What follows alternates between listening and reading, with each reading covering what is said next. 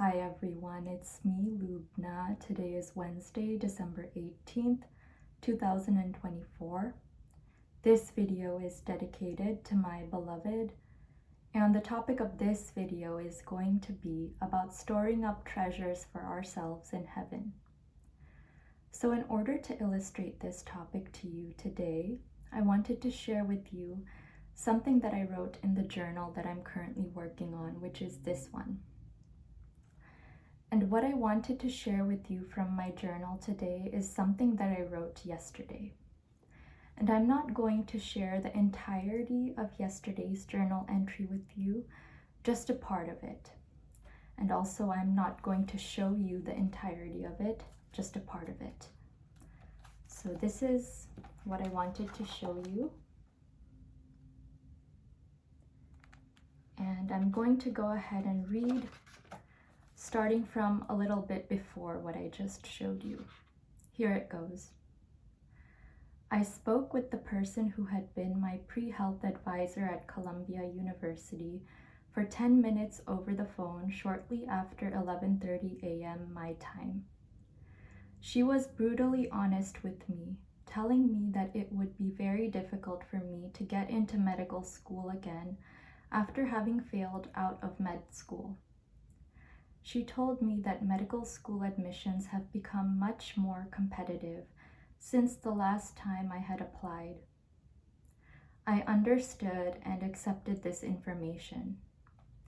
I told her that I still wanted to at least try to get into one of the med schools in Arizona. I told her that I was scheduled to take the MCAT again on January 11th, 2025. I also told her that I would be starting at Creighton for my ABSN next month and that becoming an NP was my backup plan.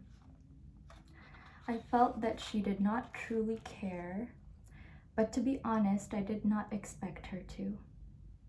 In spite of her discouraging outlook on my situation, I will not give up.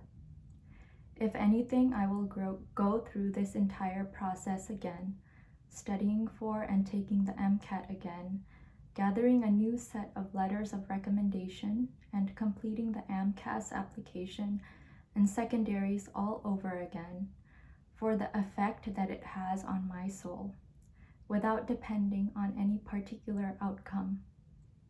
This is in accordance with what I talked about in my video yesterday, which was titled, Art for Heart's Sake. No efforts in doing anything are truly ever wasted, because in the process of making the effort, one is strengthening one's inner resources.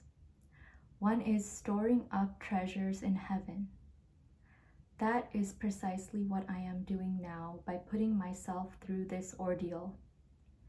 It may or may not prove to be successful on the earthly plane, but I can always make it a success in my heart by considering how it is molding and shaping my character. This effect upon my character, this treasure stored up in heaven, is something that nothing and nobody can destroy or steal. Inner rewards are more lasting than outer rewards. They are eternal. I will keep this in mind as I embark upon this uphill battle of redeeming myself after a confidence-shattering failure. With each blow, I am learning patience and forbearance. I am storing up for myself treasures in heaven. So that is what I wanted to share with you today from what I wrote in my journal yesterday. And while I was writing this journal entry, I was trying to console myself after having spoken to the pre-med advisor at my undergraduate institution to ask for some advice, as I plan to retake the MCAT next month and reapply to medical schools to start the whole process over again and go to medical school over again. And the reason that I'm doing all of this is because I truly, truly, truly want to be a psychiatrist. And I know that working in the behavioral health field is my calling. And I try to do that every day simply by making my videos and sharing my thoughts and the things that I learn from the books that I read. And I try to help people by showing what the practical applications are of everything that I read. And even if I don't succeed in getting into medical school again, I won't be sad and I won't feel like it was a waste of time, because as I discussed in that journal entry, this whole time I have been storing up treasures within myself, in heaven, for myself.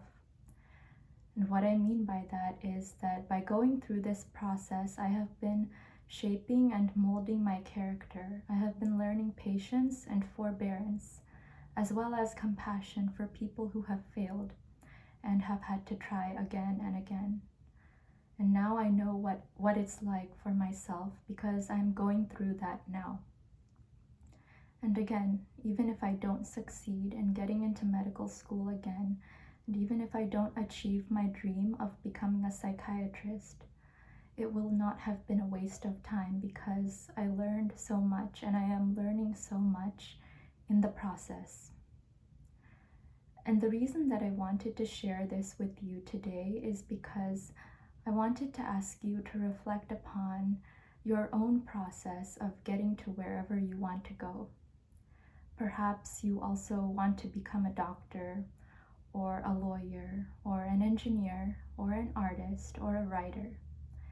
And you envision yourself as being very successful in the future in whatever field you choose to pursue. And you envision yourself as making a lot of money, or having a lot of popularity, and having a lot of people know who you are and admiring you. But I just wanted to tell you that even if you don't get there, and if you never arrive at that destination, it will not have been a waste of time, because of the effect that the process has had on your soul, on shaping and molding your character, and teaching you something as you've striven to get there. And that is what I mean by storing up treasures in heaven. Storing up treasures in heaven means learning those character traits, developing those inner resources that nobody can take away. People can take away your money, people can take away your titles, they can even take away your degrees. They can take away anything that exists on the external plane, but nobody can take away what exists on the internal plane. That is all yours, and that is eternal. So in any endeavor that we embark upon in life, it is very important for us to direct our focus inward and to focus on developing those inner qualities that nobody can take away, developing those inner resources which are eternal and lasting, as opposed to anything that, again, exists on the external plane. So I hope that you'll take my message to heart today and reflect upon how it applies to your own personal and professional life. And I truly, truly thank you for taking the time to listen to and/or watch my video today.